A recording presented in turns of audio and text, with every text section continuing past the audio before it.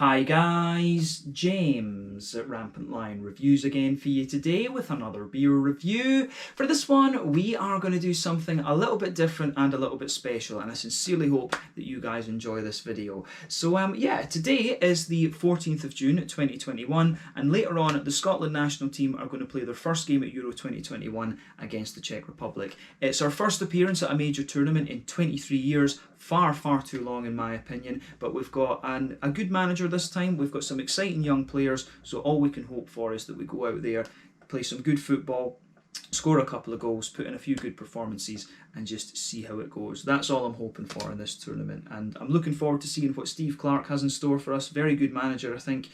Kevin Nisbet as well is a player that I'm very excited to see. He used to play for my club team, the Pars. Very intelligent forward, and I just hope he can get a couple of goals. Bit disappointed that Lee Griffiths didn't make the squad this time. I would have loved to have seen a few more free kicks from him, but he had personal and fitness issues, so unfortunately that just wasn't to be. But yeah, I remember back in France 98 going mental at the TV when John Collins scored that penalty against Brazil. The rest of the tournament, of course, isn't worth remembering all that much, but yeah, a few years later under Walter Smith and then Alex McLeish, we had a very good team. You know, we had the group of death with France, Italy and Ukraine.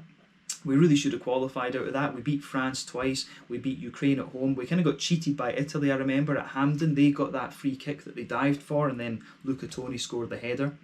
But we messed up against Georgia, lost 2-0 away to Georgia, which was unexpected in that group as well. But that team had, you know, Gordon and McGregor in goal. We had Hutton, McManus, Caldwell, Whittaker, I think, across the back four. We had Paul Hartley, Scott Brown, Fletcher, Ferguson in midfield, and then Miller and McFadden. We had a very strong team at that time, and I would have loved to have seen how they did at a tournament, but again, that just wasn't to be. But this time, as I say, very good manager in Steve Clarke. I think hopefully he stays with the team long term, and I'm looking forward to seeing how the young guys do, the likes of, you know, McGregor, Dykes, Nisbet, Tierney, Robertson. It's going to be really cool to see these guys play in a major tournament, so fingers crossed it goes well. Sweden, of course, are also going to play their first game later on today, so you will see me review a Swedish beer, and I will be supporting the Swedish team as well in this one. But yeah, looking forward to seeing Scotland play. Been far too long, but since it's Scotland's first game at the Euros or at a major tournament in 23 years, I thought we would review some Scottish beers.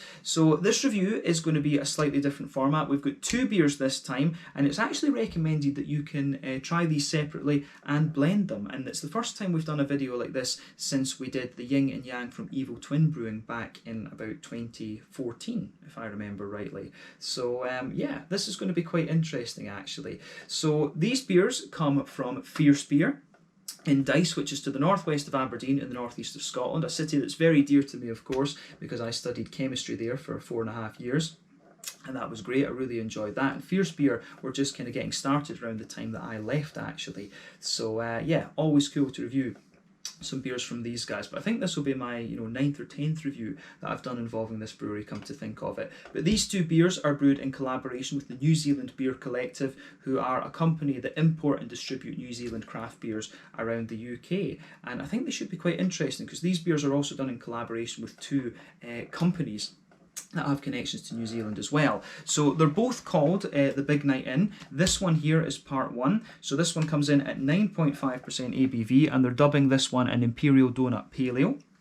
This one is part 2, and they're dubbing this one an Imperial Coffee Porter. The donut one is brewed in collaboration with Crosstown, which is a London-based kind of bakery, a donut company, and then this one is brewed in collaboration with Allpress Espresso, who are a New Zealand-founded coffee company actually. So yeah, as I say, these beers, we can taste them separately and then we can blend them. So we'll do that, we'll taste them separately and we'll blend them, so you'll see a sort of 3-part tasting in this video. So yeah, very curious to see how they turn out. Hopefully they're both good beers, and hopefully the blending goes well, and I hope that you guys enjoy my take on all of the things that we're going to do in this video. So yeah, let's crack on with this one then. As always with my reviews, I'll tell you a little bit about the brewery, and I will tell you a little bit about the New Zealand Beer Collective in this one as well. If you want to get straight to the tasting, just fast forward. All the usual links are in the video description below. That's the brewery websites, the link to my other reviews that I've done from Fierce Beer, and my future reviews that hopefully I can do from the New Zealand Beer Collective as well. This is the very first time I'm trying anything involving these guys, but hopefully not the last. There's all the usual social media down there. If you want to see more reviews, do please consider subscribing to the channel. The whole channel, of course, has a geography-based tagging system, so you can go into the homepage and search for beer based on country, city, state, county, province, prefecture, whatever it is you happen to be interested in. Do check out the playlists of beers from different countries. There is one there for all the Scottish beers that I've reviewed for you, and that's being added to whenever I get the opportunity. And as always, please do get in touch and let me know some of the other beers and breweries that you guys would like to see me review. It's always great to hear from you guys that are watching the videos, and the support that you show the channel is hugely appreciated. So anyway, on to my brewery notes then, to tell you a little bit about Fierce Beer and the New Zealand Beer Collective. We'll start off with Fierce Beer first, since these are the guys that actually brew these beers. So Fierce Beer, as I've mentioned to you already, are based in Dyce, to the northwest of Aberdeen, very close to the airport, and you'll find Aberdeen in the northeast of Scotland, the oil capital of course. But Fierce Beer began its life as the homebrewing experiments of David Grant, who worked for many years in the oil industry. So he'd been homebrewing since March of 2013, and in May of 2015 he hosted a beer and food pairing dinner, and his beer received rave reviews, and it was there that he decided that he wanted to turn professional and be a brewer. So David is joined at the brewery by Dave McGarry, who also worked in the oil industry for a long period of time, and he used his redundancy package to put himself on a brewing course at Brew Lab in Sunderland. From what I understand, that is where those two met. They actually went there and they met and decided that they were going to start a company together, and they got things underway. And then in April of 2016 they moved into their brewery in the Kirkhill Industrial Estate in Dyce, to the northwest of Aberdeen, as I said earlier, very close to the airport. At the moment these guys can brew around 800,000 litres of beer per year. They started canning their beers in early 2018, and they've also got their own bar in Aberdeen now on Ship Row, which is called the Fierce Bar. They want to move to a brewery more kind of central to the city actually, so they're wanting to have like a big brewery kind of restaurant type thing. So we'll need to see how that goes over the next few years. I can think of one place that they might look at to found that, so hopefully they can get that sorted in the next few years, because that would be very cool to see, like a central sort of brew pub kind of thing in Aberdeen. But in May of 2019 they also opened a new bar on Rose Street in Edinburgh, and they've now got a bar down in Manchester now as well actually. But as of June 2021, when I'm filming this review for you, these guys have produced 70 different kinds of beer, and they're also producing gin these days as well, which I'll need to ask my sister if it's any good. I'm not a great fan of gin, but my sister enjoys a good gin, so I'll need to ask her if she's had any of the Fierce gins. But when it comes to Fierce Beer, I would say, if people ask me about this brewery, I would say that they're known mainly for their big dark malty beers, the porters and the stouts, but some of their fruity kind of sour beers are also very interesting as well. But yeah, I think probably the beers that you are most likely to find from this brewery, if you're watching in different places across the world, will be the big Imperial porters and Imperial stouts and things like that. So if you come across some of those from Fierce Beer, I would highly recommend those. The sour beers, like I say, are very nice as well. I've had some good pale ales and things like that from them recently, so they're starting to expand into that that kind of lighter side of things a little bit more recently, so I'm curious to see how that's going to develop over the next little while. But yeah, that's all I can really tell you about Fierce Beer for the moment. Potentially one of the more recognisable Scottish craft beer brands abroad these days, so yeah, look forward to seeing how they develop over the next little while, but definitely worth checking out if you're interested in some Scottish beers. So yeah, if you want to learn more, you can check out the brewery website. You can follow them on Facebook and Instagram to keep up to date with all the latest goings on. All of their bars have their own social medias as well, so you can check those out. And you can also check out the Rate Beer, Untappd and Beer Advocate pages to learn a little bit more about all the different beers that these guys have done. So yeah, let's go on to the New Zealand Beer Collective then. Just a little short thing about these guys. So yeah, New Zealand Beer Collective, as I mentioned earlier, these guys are an import and distribution company who specialise in New Zealand craft beer and putting it all across the UK.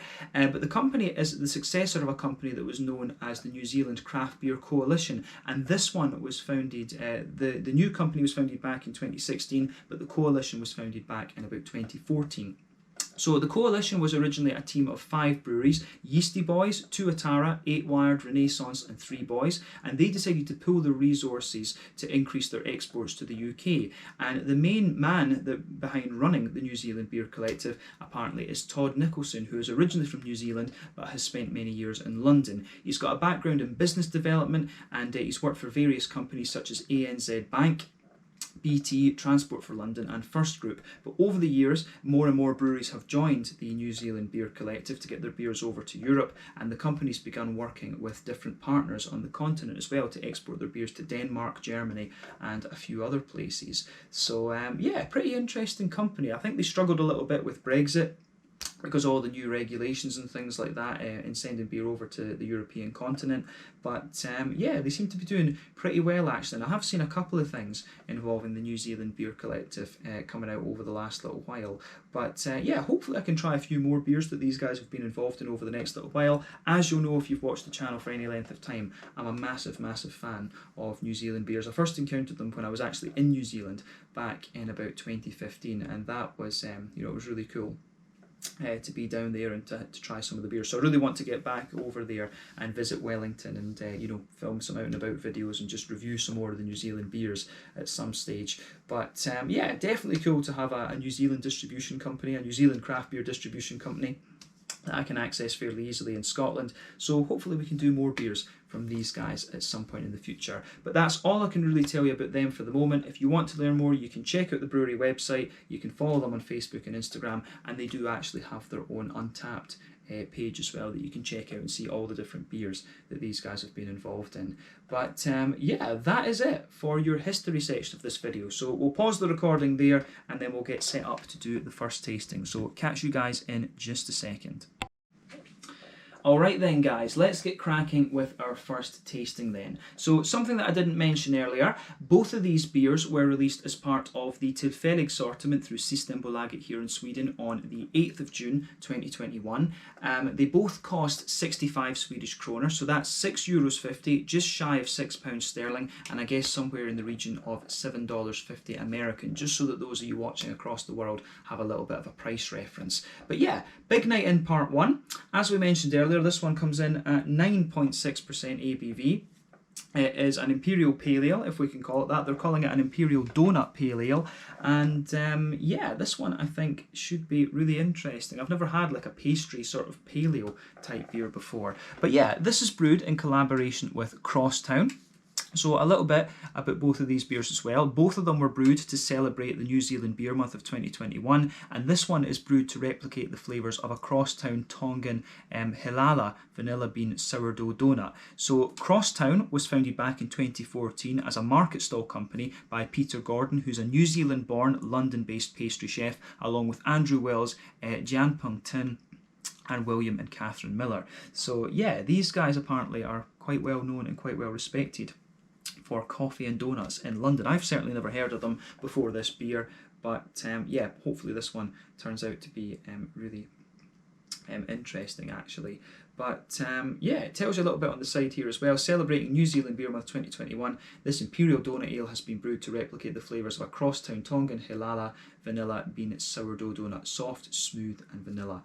So yeah, I think this should be quite interesting actually. The beer, as you can see, the camera's going to hate this can because it's shiny, so I'll need to tip it a little bit so that you can see it. But you can see there is the kind of crazy hophead thing that is the fierce symbol, and you can also see the New Zealand Brewing Collective, New Zealand Beer Collective, sorry, symbol on the top of that there.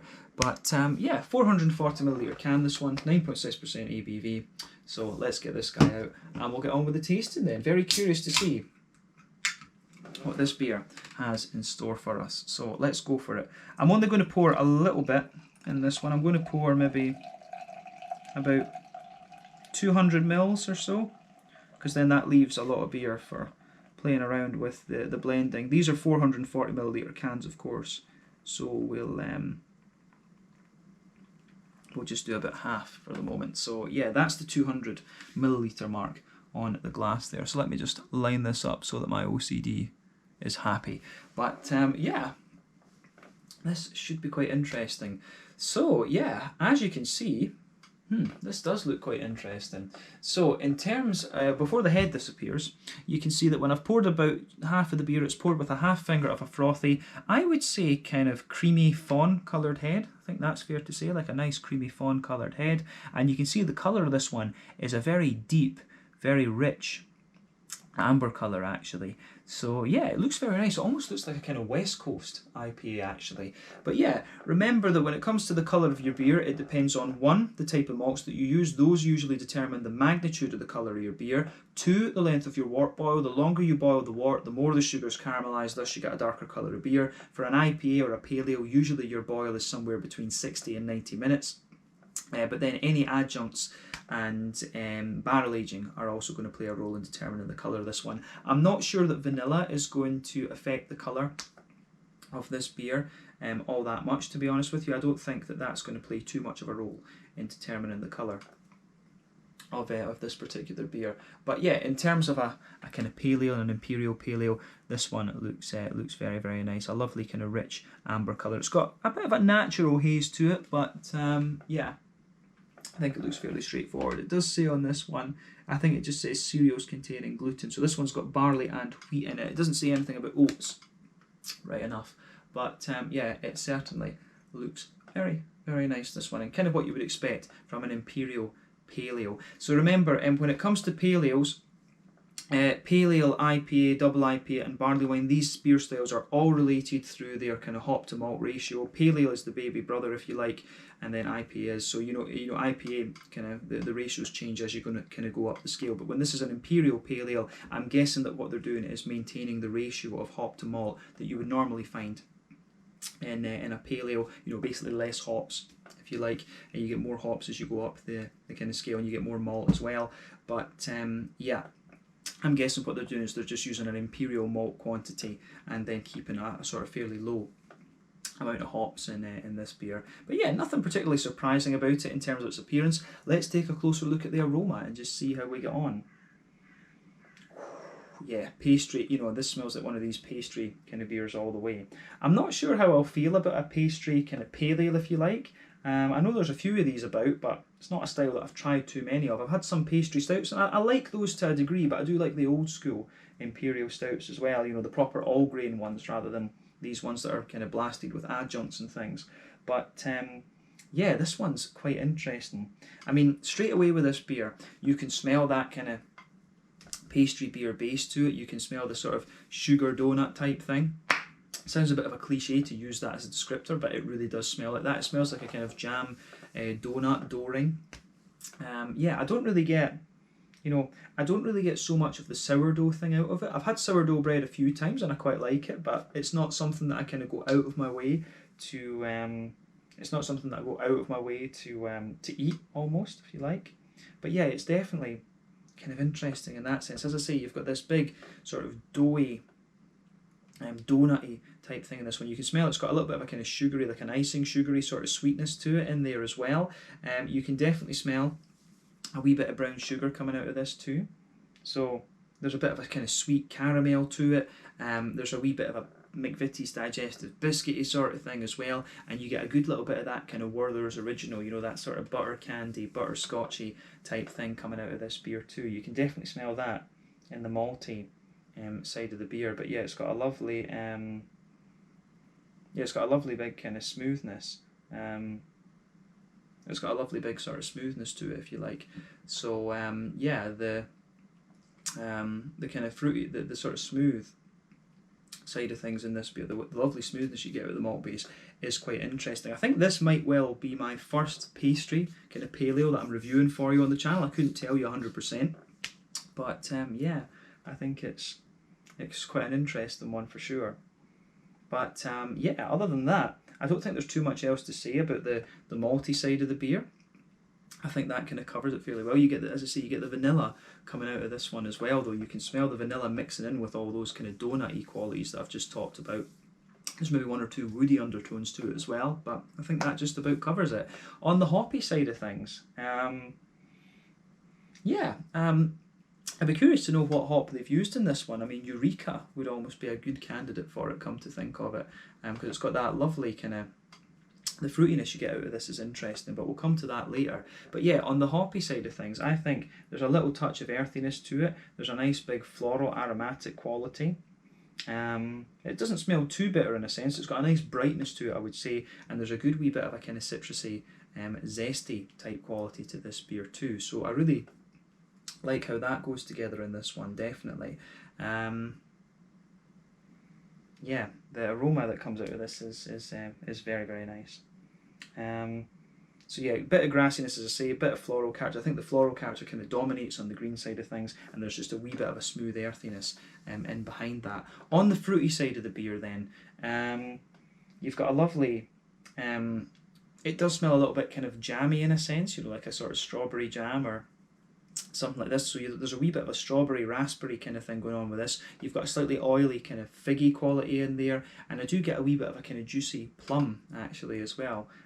So like I say, I do wonder if there's a wee bit of Eureka in this. Eureka would be a good candidate for the hop in this. It doesn't say at all actually. I would be very curious about that. It didn't say on the Fierce website either what hop they'd used in this one, but it's certainly from the fruity side of things. I think it comes across very nicely. So lovely big juicy strawberry raspberry jam type thing, bit of fig, bit of a kind of juicy plum in there as well. But I think that summarises it quite nicely in terms of its aroma. So yeah, let's have a look. Let's actually have a taste of this beer then and see how we get on. So this is the Big Night In Part 1. 9.6%. I think I told you it was 9.5 earlier in the video, sorry for lying to you, but yeah, 9.6% Imperial Donut Pale Ale from Fierce Beer and the New Zealand Beer Collective, brewed in collaboration with Crosstown from London. Let's get stuck in. Slàinte, skål, and cheers.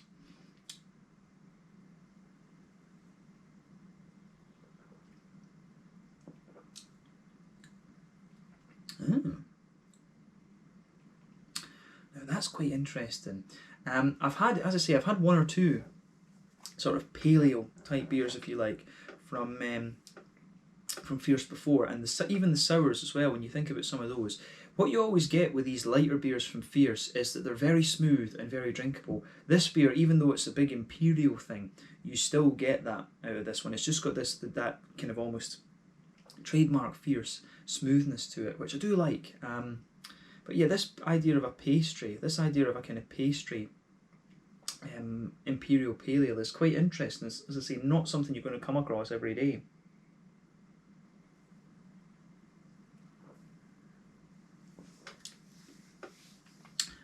But yeah, where do we start with this one? It is very kind of, you know, let's just go through it as we always do. Straight away across the middle of your palate then, the beer is very kind of savoury. You know, you get this, I guess, could you say umami? You get this, you know, it is really like sort of bready and donutty in that sense. You get that going right across the middle of your palate there. I wonder how they've done it, if they actually have just piled a bunch of donuts into this beer and then put some vanilla on top of it. You know, that is certainly something that they could do with this to kind of flavour it. Just brew a sort of basic Imperial Pale Ale and then put the other stuff on top of it. But yeah, the base of this beer, you can sort of feel the very backbone of the palate. You can feel a little bit of a sort of wheaty, malty smoothness in there. You get a little bit of a pale malty quality. You can feel a little bit of the crispness of the pale malt, but then sitting on top of that, you've got that sort of fluffy, bready, kind of donutty type quality coming out of this one, which is interesting.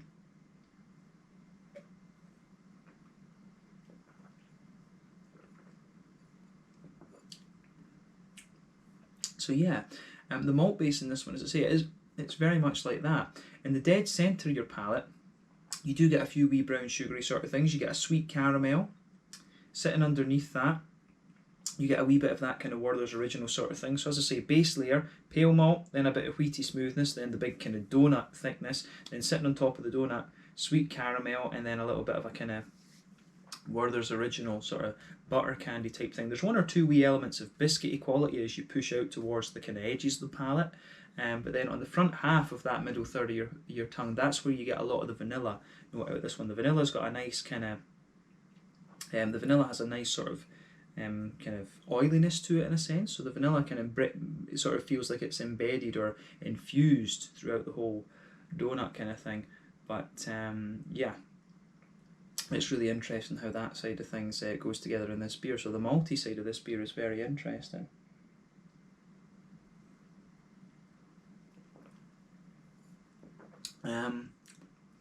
Yeah, I do like how this one goes about its business. It's quite a straight shooting beer. It's not too strong a flavour, this one, actually. You know, if I tried this blind, I wouldn't really know what it is, I don't think. That's it. It's one of these beers that's kind of...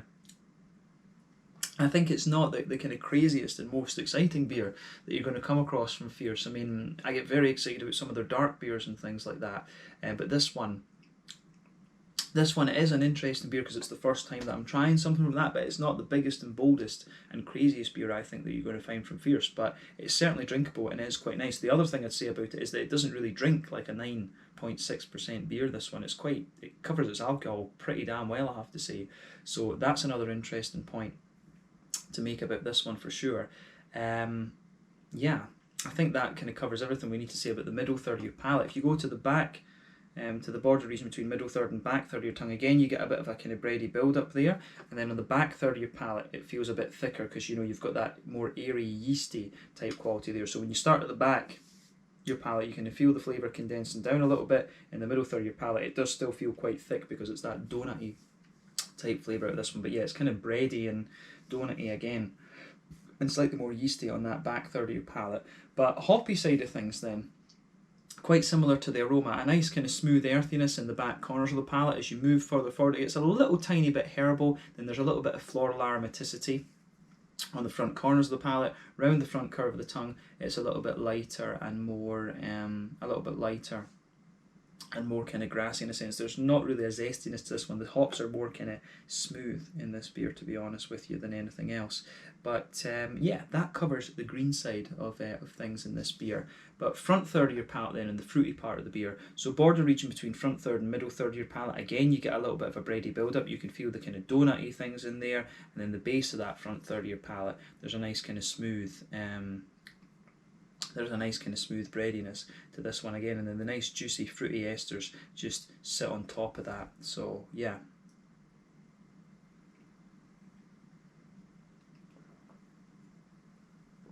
but yeah, sitting on it does give you that kind of jammy thing that I was talking about, that sort of strawberry jammy sort of thing that I was talking about earlier on. So yeah, it's really interesting in that sense. So yeah, you can feel there's a sort of on top of that kind of base layer, you can feel a little bit of a kind of juicy kind of figgy note there. As you reach the kind of front tip of the tongue, there's almost a wee bit of a kind of raspberry jam. There's a little bit of a raspberry jammy tartness to the beer, a bit of a juicy strawberry as well, which I really like. Then towards the back, you've got a bit of a plummy, note to this one, and then you've also got, you know, there's maybe a wee tiny bit of raisin there, but mainly the fruity part of this beer. It's quite figgy in a sense, but a little bit of raspberry and strawberry jam to it, a wee bit of kind of plum and kind of raisiny note as well. So the fruity side of this beer I really do like. It is a little bit like a jam donut, and obviously it's a novelty beer. I'm saying that this isn't the most exciting beer that I think you're going to come across from Fierce. It is a kind of novelty beer in a sense. I think that's definitely fair to say, but it's interesting. It is an interesting one for sure, and that's why we do these reviews. I like to learn about different beers, of course, and this one is a bit of a learning experience. But yeah, let's round off this first tasting with the mouthfeel then.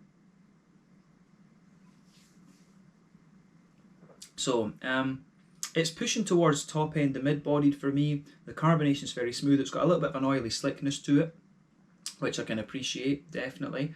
Yeah, nice little oily slickness to it. And I think I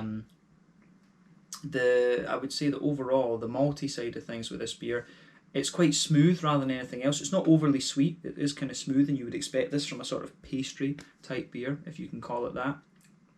On the hoppy side of things, it's quite smooth. There's not a lot of IBU to this beer. I'd be surprised if you've got any more than 15 IBUs in this one. It doesn't have any more bitterness to it than the likes of a Hefeweizen or something. But the fruits for me, there's a nice little bit of juiciness to them, a bit of oiliness, and maybe just a wee tiny touch of sharpness as well. But I really like how this beer goes about its business in that sense. I think it works very, very well. So yeah, this gets a thumbs up from me. It's an interesting beer to try, but as I say, not the craziest one I've come across from Fierce. But yeah, this was the Big Night In Part 1 at 9.6% Imperial Donut Pale. And it's been quite an interesting one, this. So let's go and have a look at Big Night In Part 2. So catch you guys in a second with that. Then after that, we'll do some blending. Cheers just now. Alright then guys, let's get on to the second tasting of this extended review then. So yeah, this one is the Big Night In Part 2. As we mentioned earlier, it comes in at 10% ABV, it's an Imperial coffee porter, and this beer is also brewed in collaboration with Allpress, however you say it, Espresso. So this company originates in Auckland on the North Island in New Zealand. It was founded by Michael Allpress, and Tony Pappas, and they've expanded to Australia, and they've got a few operations in different countries around the globe now. I think they've got quite a few operations in London these days, which is why these guys have also been involved in this particular collaboration. But this particular beer contains their ART espresso roast, which has Brazilian Donna Naaman, Colombian Pescador, and Papua New Guinea Okapa beans. As I've explained in previous reviews, I'm a huge fan of coffee beans in beers, one of my favourite adjuncts. You know, coffee beans are such a diverse ingredient. It's all about the metres above sea level, the mazel at which you grow them, because that gives you, the higher altitude at which you grow them gives you more kind of floral and aromatic and fruity flavours from what I understand. But you've also got things like the water composition and the soil composition that vary across the world, so you can get a real diversity amongst different coffee beans. I don't drink coffee, but I absolutely love coffee beans in Imperial Porters and Imperial Stouts. And as I mentioned earlier as well, when it comes to fierce beer, for me, this brewery really shined when it comes to the darker side of the spectrum. So I think this will probably be the more interesting of the two beers, in my opinion. But yeah, really looking forward to it. So I think we can crack this one open then and have a look at it. I think this should be a very interesting beer. So yeah, the Big Night In Part 2, 10% Imperial coffee porter with a mix of Brazilian, Colombian and Papua New Guinean coffee. So yeah, let's get it out and into the glass. As we did in the last one, we'll just take it up to the 200 milliliter mark, and then we'll save the rest for the third and final part of the tasting, the blend. I think the blend will be very interesting actually. But yes, just being very careful with this. And there we are, we're at the 200 mark. So, yes, let me just line this up again so that my OCD is happy. So yeah, as you can see, and as you would expect from an Imperial Porter, this beer is poured a lovely dark sort of ebony rosewood colour. If we shine the light through this, there's not a lot of light coming through that at all. You're not even really getting a kind of Coca-Cola chestnutty coloured edge as you can sometimes get from these beers. But the head on this one has come out as being about 1/3 of a finger, and I would say that this one is a medium sort of tan head. It's got a lovely kind of froth to it, very small bubbles and very smooth actually. It looks absolutely great. But yeah, there's one or two big bubbles sticking towards the side of the glass and a few little ones just going up towards the bottom of that head there. But in terms of an Imperial Porter, you know, this is exactly what you would expect. So again, remember, the colour of your beer depends on 1, the type of malts that you use, that determines the magnitude of the beer, 2, the length of your wort boil. A big Imperial Porter like this, I'd say this has maybe got a slightly longer wort boil on it, but then again, you know, when it comes to Imperial Stouts, they're the ones that you want the big mouthfeel from. A porter tends to be a bit lighter. It's almost like the English equivalent of a Schwarzbier, a German Schwarzbier or a Czech Tmavé, to be honest with you. So we'll see how we get on with the mouthfeel with this one. But the longer you boil the wort, the kind of thicker mouthfeel you get, generally speaking. But adjuncts and barrel aging, of course, will play a role in determining the colour of the beer. And when we've got coffee in this one, roasted coffee, that probably is going to make the beer a little bit darker. But yeah, now that the head's disappeared, actually, you do get a little bit of a kind of dark mahogany chestnutty edge when you put the light through the beer. But I mean, in terms of appearance, there's not really much surprising about this beer. There's nothing really particularly unusual about what you would expect from an Imperial Porter. So yeah, I think we can have a little look at the aroma of this one now then and see how we go. So yeah, let's do it. Oh, that's a beautiful smelling beer. Now, if you've seen my coffee beer reviews before, you'll know how much I kind of froth over the coffee, if you like. The coffee notes in that are absolutely beautiful. I spend about 5 minutes describing the coffee before we actually get into the beer. But yeah, the coffee in this is just absolutely lovely. There's a bit of everything. You know, for me, when it comes to coffee, you can look for aromaticity, you can look for fruitiness, you look for earthiness, you look for the kind of pungency of the roast almost. And fruit, you know, it's lovely.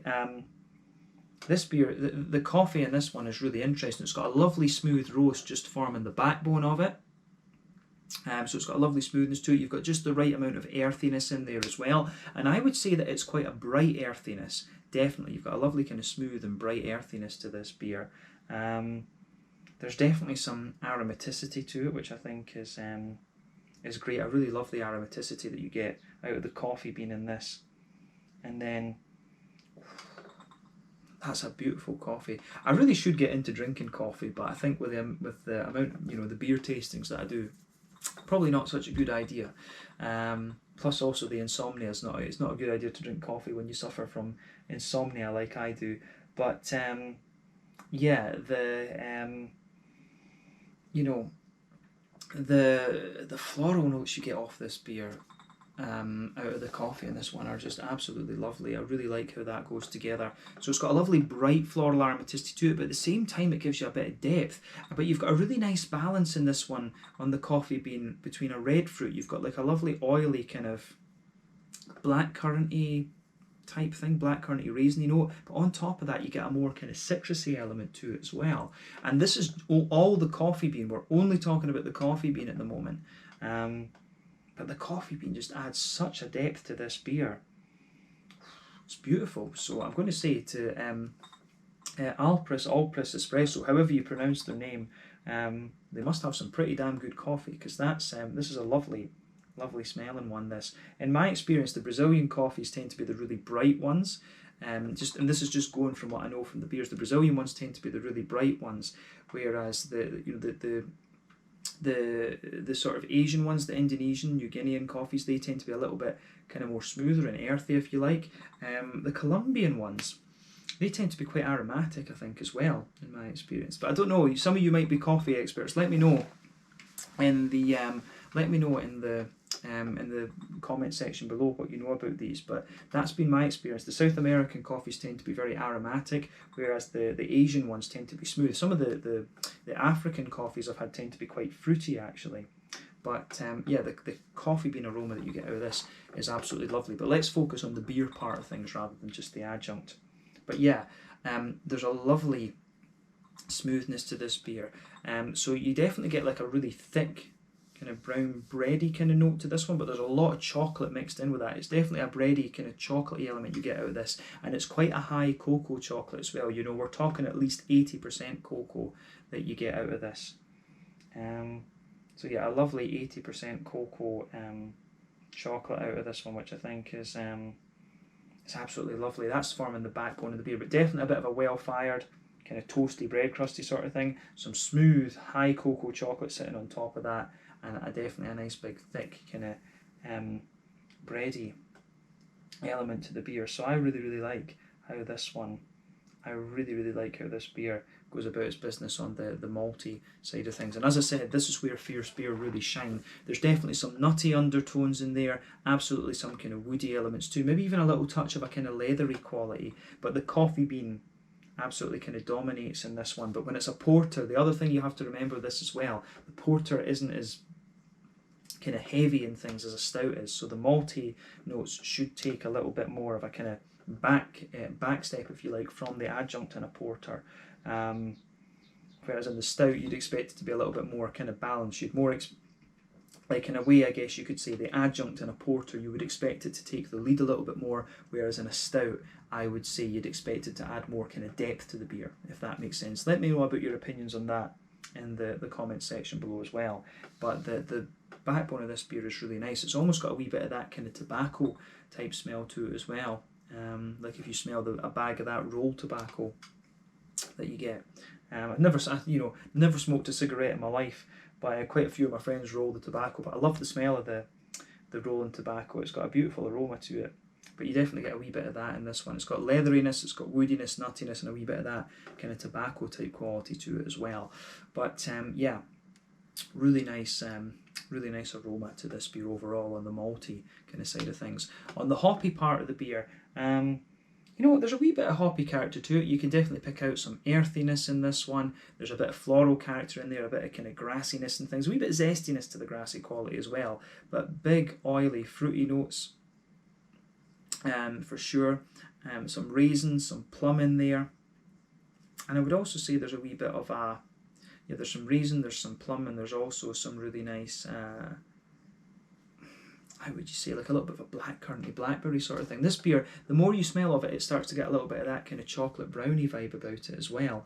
You know, like our Swedish kladkaka is a good way to kind of describe that. But yeah, I really like how this one goes about its business for sure. So big thumbs up to Fierce Beer once again for the aroma of this. This is a beautiful, beautiful smelling beer, but I would expect that from this brewery when it comes to this particular style. But yeah, I think it's about time we have a taste of this one then. So yeah, this is the Big Night In Part 2, 10% Imperial Coffee Porter from Fierce Beer, the New Zealand Beer Collective, and Allpress Espresso from New Zealand.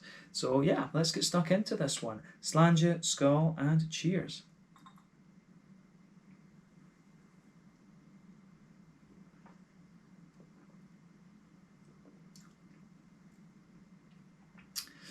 Oh yeah, that is a very nice beer. Yeah, this one is, if you've had some of the Fierce beers before, like, you know, the Cafe Racer, what's the other one? No, it is Cafe Racer I'm thinking of. If you've had the Cafe Racer and the Imperial Cafe Racer, this is up to the same standard of those. It's a bit different, I would say, and it's been a while since I've had that beer, so take that statement with a pinch of salt. But this is up to the kind of standard, the usual standard that you would expect of one of these big, dark, fierce beers.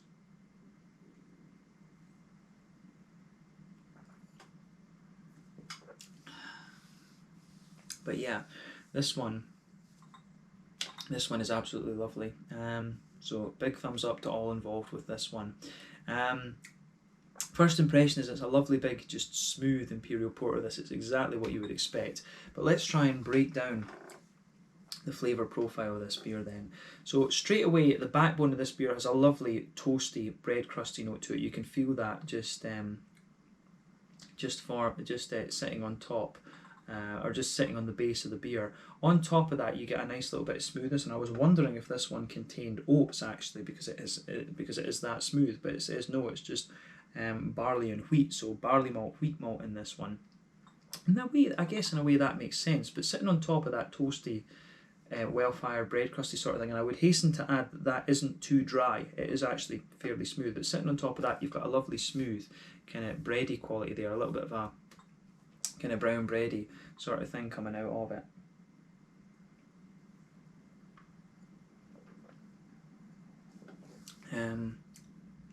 But yeah, the smooth kind of the sort of smooth bready quality that comes out of this one is very, very nice. That kind of becomes a little bit more prominent the further you go into the aftertaste as well. But if you go into that middle third of your palate, the front half of the middle third of your tongue, you get a few nutty and woody undertones in there. The leathery thing I was picking up in the aroma, that doesn't really transpire into the flavour. I wouldn't say that. That doesn't really come across there. But yeah, this is a very, very smooth Imperial Porter, this one. And I think it works very, very well. But yeah, in terms of the kind of coffee side of the beer, the coffee is actually very, very smooth. I thought the coffee was going to be a little bit more kind of pungent and things in this beer, but it just adds, again, it is actually, this beer in some ways it behaves a little bit more like a stout, just from the smoothness. I mean, I suppose you do get porters and you get robust porters. This one's definitely one of the smoother porters I've come across in recent times, but the coffee bean kind of sits between the back half of the middle third of your palate, and it sort of spreads a little bit into the back third of your palate. So yeah.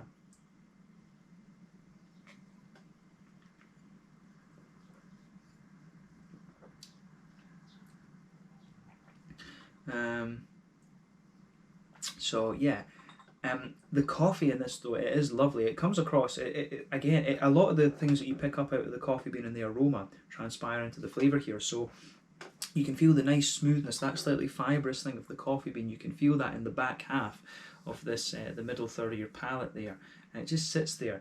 So there's a nice little bit of a, towards the back of the sort of coffee region of your mouth, if you like. You can feel the nice toasty earthiness in there, you can feel the aromaticity, but as you move further forward, the earthiness, the sort of drier earthy notes come out a little bit more, and on top of that, you start to get the kind of fruity characters of the coffee. Again, it's quite aromatic. There's a good balance between a sort of red fruity note there, a little bit of a kind of blackberry, I would say, and also a wee bit of a more kind of straight up citrusy quality. But yeah, I think it works. The coffee bean in this one works really well, and the smoothness of that coffee bean, it kind of sits there, as I say, between back half of that middle third of your palate and the sort of the back third of your palate. It sort of spreads, the coffee bean kind of spreads out over that border region between middle third and back third of your palate. So I really like that in this one. I do like that in this one.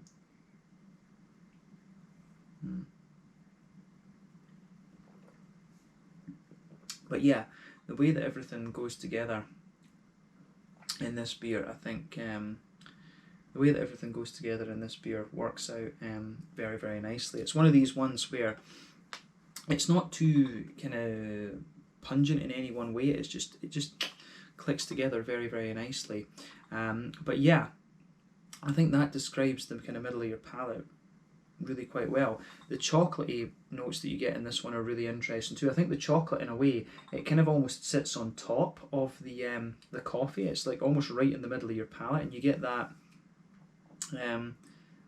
you get that sort of, it's almost like in the dead centre of your palate. And as I say, it's a good blend. As you move towards the front half of that middle third of your palate, it gets a little bit lighter, a lighter kind of more milky chocolate. You get a wee bit of a, say, you get a little bit of a kind of more 40-50% cocoa chocolate, like a more milky chocolate, and then towards on the back half of that middle third of your palate, you start to get a more kind of 70-80% high cocoa chocolate in this one. So yeah, I like how that how the beer goes about its business in that regard, actually. So that's interesting too. But yeah, as you go, I think that covers the middle third of your palate. There's maybe a wee touch of a brown sugary note right in the middle of your palate, but it's quite a toasty brown sugar, and I think that will be the boozy elements of the beer showing their head.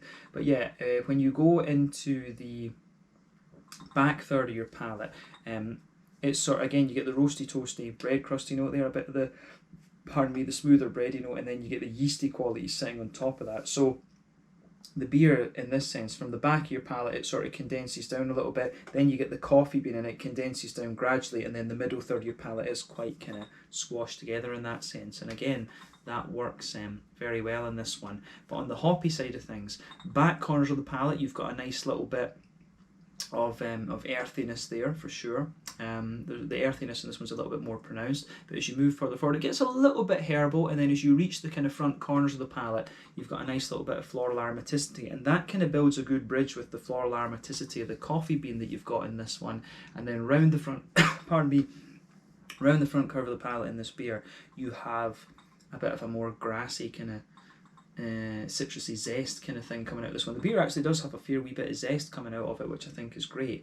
But yeah, the further you go into the aftertaste with this one, it does have a nice kind of woody and aromatic kind of quality to it, which is quite interesting. So yeah, the aftertaste in this one is very nice. But let's focus on that front third of your palate then. So border region between front third and middle third of your palate, there's a little bit of a kind of cakey build up there. It's a little bit like a Swedish Kladkakan American chocolate brownie, kind of something like that. And the base of that front third of your palate, that's again, it's the smooth bread and a bit of the toasty bread crust that's in there. And on top of that, you get that nice oily bubble where the juicy fruity esters roll their way out of the beer.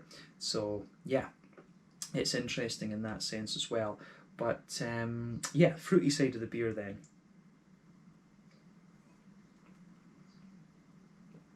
Fruity side of the beer has a little bit of sharpness to it. Yeah, definitely a little bit of sharpness there. So there's a wee bit of raisin there. But I would say that the fruity side of the beer is actually, it's quite soft and quite figgy, actually. So yeah, when you take the beer in, it's got a little bit of a kind of raisiny sharpness to it. And that sits towards the back of that front third of your tongue. But as you move further forward, it's got a nice kind of juicy figgy sort of thing. And as you move into the front half of that front third of your tongue, there's a wee bit of a black currant, that softer, juicier black currant, and then a sharper blackberry sitting on top of it. So yeah, I do like how that the fruity side of this beer goes together. It's got a wee bit of sharpness there, and that just adds a bit of kind of diversity into the beer. But for the most part, I think as you go into the aftertaste, it's the fig and the kind of black curranty notes that that sit on this beer a little bit more. But yeah, I do like how that goes together in this one. So yeah, the fruity side of the beer again adds a little bit of depth to it. But let's round off this review with the mouthfeel then. As I mentioned earlier, this is a very, very smooth porter in my eyes, and I do enjoy that about it. I'd say that it's kind of pushing, it's kind of almost mid-bodied to the top end of mid-body. It's sitting around that kind of spectrum. The carbonation is very smooth, ridiculously smooth, to be honest with you, this beer. I think it's definitely one of the smoother porters I've come across overall in recent times. But on the malty side of things, it's got a nice roasty toasty bit underneath, and a bit of the dryness and kind of undertones come out of the flavour a little bit later on. You've got a nice bit of sweetness in there as well, but the coffee bean, it does start to take a little bit more of a dominant role in the aftertaste, and I think that works very, very well. There's a good little bit of hoppy bitterness to the beer as well. I think this one probably sits around 50-60 IBUs. 50 seems a little bit more realistic because the roast in this is very, very smooth, and then you've got a little bit of a juicy fruitiness to this one with just a wee touch of sharpness. But this is a lovely, lovely beer, definitely in keeping with the standards that we would expect of fierce beer when it comes to the kind of malty, roasty, toasty side of things. So yeah, big thumbs up to all involved in this one. I think this is really nice, and you know, to be honest, when fierce beer are in the name, this is the beer I would be a bit more excited about. So yeah, I'm going to finish off this little bit, and then we'll come back with the blend tasting and some final thoughts in a second. Slange you just now. Alright guys, well, welcome back to the third and final tasting part of this extended review. So it's time to put the big night in part 1 and part 2 together and see what we get. Now, if my measurements have been accurate and correct in the last 2 tasting sections, we should have about 240 millilitres of each beer left in each can. We could do different measurements and do different ratios of each beer, but to be honest, at this point in time, I think the video is long enough, and to be honest, I can't be bothered. So we're going to go for just a straight 1-to-1 50-50 measurement in this one. So I've got my Bruce glass out. This takes about 0.4 litres, 400 millilitres, and we'll do our best to meet that mark, and then I'll save a little bit extra for the Instagram photos later. But yeah, let's just go for it then and see how we go on. I think this will be interesting to combine an Imperial Donut Pale and an Imperial Coffee Porter. We'll just need to see how we go. So let's just try and do this as best we can. This is very rough, of course. I could do this more scientifically, but again, it's just a case of seeing how we go. So I think we're pouring at roughly the same rates now. Started off a little bit uneven, but yeah, there we go. I think we're roughly about right now.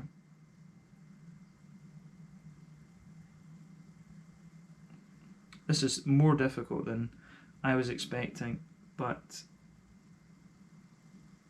yeah, I think this one feels a little bit heavier, so maybe we need a little bit more stout in there. And that feels about right. So there we go. Very, very rough, as we said, but that's just kind of what you have to do sometimes with these things. So I think this is roughly a 50-50 blend. There's still a teeny bit more of the stout in there, so. But then again, the other thing we have to remember is the stout will feel heavier than the stout will feel heavier than the pale ale, of course, because it's a more dense liquid. But yeah, there we go.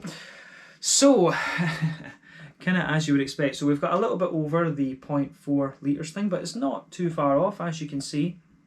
But yeah, I'm very curious to see what this will have in store with us. So the head is definitely a little touch lighter. It is a very light fawn this time, but you can see it has adopted the colour of the stout, as you would kind of expect. So yeah, lovely dark kind of mahogany colour. This one, if you shine the light through it, you do get a wee bit of that kind of chestnutty mahogany edge to it. Yeah, kind of what you would expect, to be honest. Lovely dark ebony rosewood colour, bit lighter than this original stout. So aroma time, let's have a look at that and see how we go. Yeah, so you know, it does, the coffee in the aroma is a lot less pronounced, of course, as you would expect, but you do get a lot of that kind of big, the breadiness, the kind of donut sweetness comes out of it a little bit more for sure. You do get a bit of a kind of smooth chocolate in there. Definitely, you've got a sort of more milky chocolate out of this. So you get quite a bit of the vanilla for me. You do get that smooth kind of milkier chocolate coming out of it as well. And definitely, yeah, the donut comes out quite nicely, this one. The coffee, as I say, is less pronounced. It comes out a little bit more kind of smoother and more milky in a sense. So yeah, it's really interesting actually. I could have done this in the tulip glass, but I just wanted to, I wanted to use this one as a little bit of a kind of better measure, to be honest with you. I'm going to just drink a little bit of this now and save the rest for the game, of course. But yeah, the aroma of that is quite interesting. A lot sweeter, big, sweet donut notes, a lot of vanilla coming out of it, of course, and you get a smooth kind of milkier chocolate and a bit of a kind of smooth coffee, to be honest. The things that come out of the coffee are the more kind of smooth earthiness and a bit of the aromaticity rather than anything. We've described the coffee enough, so we're not going to go too into depth on that. But the malt base in this is nice. There's a wee bit of a kind of Werther's Original brown sugary note in there as well with the chocolate. But other than that, not too much.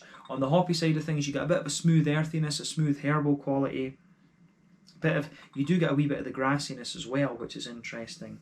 And on the fruity side of things, I'd say you get a wee bit of the sharpness coming out of it, a little bit of the kind of sharper, almost raspberry-like notes in there. But to me, it's a lot more kind of blackcurranty and slightly figgy, to be honest with you.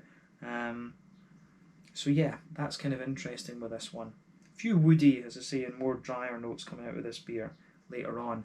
But yeah, take a wee bit of time to ponder over the aroma of this if you blend it. Let's just have a taste of this then. So as I say, this is a very rough 1-to-1 ratio. Let's just have a taste of it and see how we go. So the big night in, part 1 and 2 together this time. Slàinte, skål, cheers.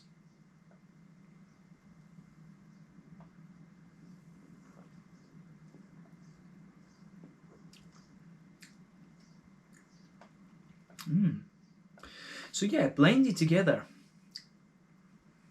it is actually a little bit more like a kind of pastry stout. Yeah, I think the thing that the pale ale, adding the Imperial pale into this one, I definitely I think it thickens out the porter quite interestingly. It definitely feels a little bit more like a stout this time.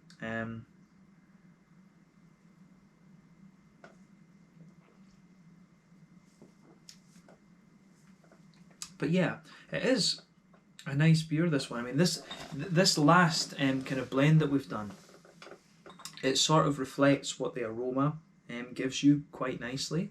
A lot of these aromas, a lot of the aromas go into the flavour of the beer quite nicely.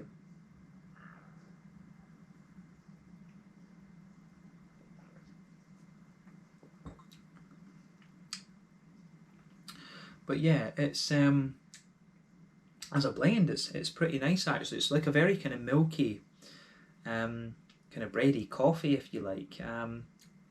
But it does come across a lot more like a kind of smoother pastry stout in this one.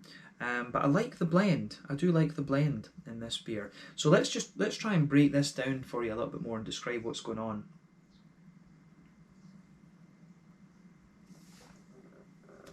So the backbone of the beer, you do get a little bit of that kind of roasty, toasty, bread crusty quality going across the middle of your tongue. That kind of lingers there.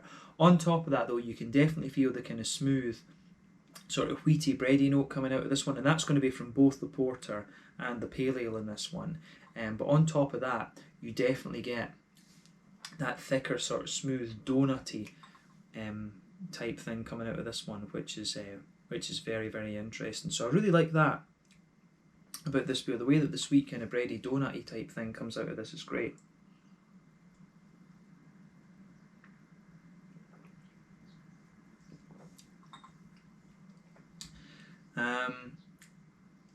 And yeah, the coffee, I think the coffee, the way the coffee comes out of this one, again, it sort of sits, if you talk about that middle third of your palate, you've got all those things I talked about there. I think you've got the toasty bread crust is on the middle and back third of your palate. So you get the toasty bread crust, you get the wheaty smoothness kind of sitting on top of that. That's for the middle and the back third. But in the middle third of your palate, the sort of donutty thickness is a bit kind of more there. I'd say it's a bit kind of more prominent, if you like. But then in the back half of that middle third of your palate, you get more of the kind of coffee notes. And then in the front half, you're getting a wee bit more of the kind of vanilla type qualities from the pale ale. So that's an interesting divide in this one. The pardon me, the coffee for me certainly comes across as being a little bit more kind of milky in this one, and I do wonder if that's due to the presence of the vanilla that would do that. So yeah, the coffee for me, you still get a wee bit of the roasty earthiness out of it, you get a bit of the toastiness, and you get a wee bit of that kind of smoothness to it as well, which I really like. And then you do get underneath that kind of the front half of that middle third of your palate, you get a bit of woodiness, you get a little bit of nuttiness and things in there as well. But then in the very dead centre of your palate, there's some nice smooth chocolatey quality. There's a wee bit of a kind of brown sugar in there. It's a bit more of the brown sugar feels a little bit more kind of toasted in this one as well, which I like. So yeah, there's some things about this beer that are a little bit different, and some things that are kind of similar. But the blend is very nice actually. The blend is quite nice. It would have been quite cool to play around with the ratios of this a little bit and see how it goes. But yeah, I think it does work quite well. It does taste, like coffee and donuts, and I think that was the intention that they were. That was the objective that they had with this beer with both of these beers, when they decided to put this idea together. So yeah, interesting for sure.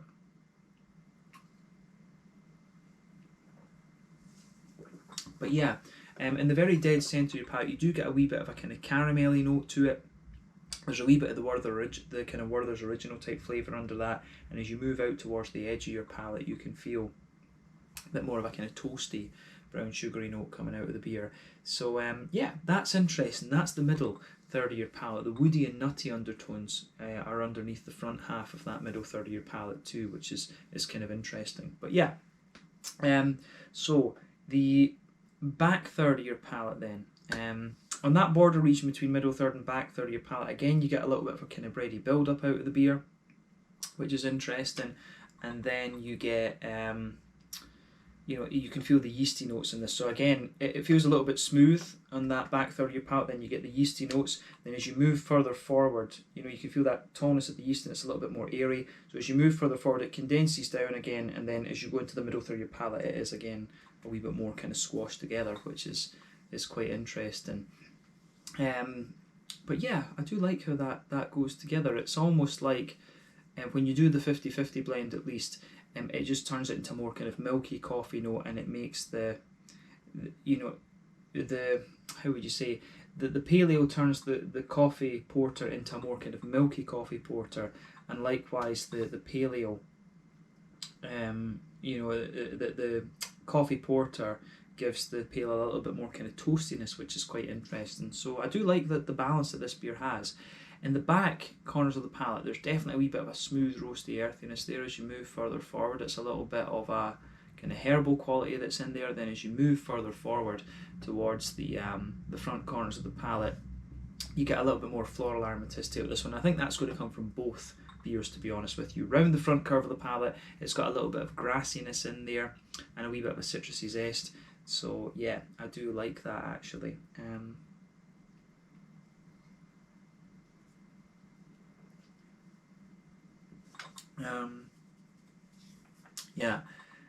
So I do like how this how the green side of this beer goes together. It's still, I think you need a little bit hop character in these beers to really make them shine properly, but it works. Again, it works very, very well in this. I think that you've got a nice little bit of floral aromaticity and a bit of a kind of grassiness, and I think you need that in these kind of beers. But let's focus on that front third of your palate then. So border region between front third and middle third, again you get a little bit of a kind of bready build up on the beer. You can feel a bit of a toasty note in there as well. The base of the beer has a good blend between the donut smoothness and a bit of the kind of more well-fired bread crust from the porter, and on top of that you get the juicy fruity esters. So let's focus on that fruity part of the beer.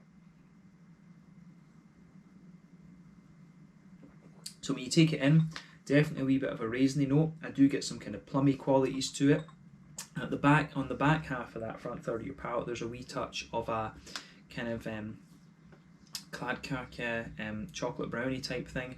Then moving towards the kind of front, moving forward from that, you get a little bit of a kind of sultana type quality to it, and then some fig some blackcurrant, and then a wee bit of a blackberry on the very kind of front tip of the tongue, and there's a wee bit of that raspberry strawberry kind of jam sort of thing there just behind the very tip of the palate too, which is really interesting. So I think the fruitiness comes mainly, I think you're getting the fruit. I think the fruitiness of the pale ale shines through a little bit more on this one. The malty side of the beer is a little bit more balanced, the hoppy side of the beer is a little bit more balanced, but the fruitiness of the pale ale I think dominates a little bit more. But yeah, the blend in this beer is quite interesting in this one. If it comes down to individual beers, I would pick the porter over the pale ale for sure. But yeah, I think as the blend, I think they sort of blend really well for the most part. But then the pale ale dominates on the fruity side of things. Otherwise, it's pretty evenly balanced, to be honest with you. But in terms of mouthfeel then of a 50-50 blend of these beers,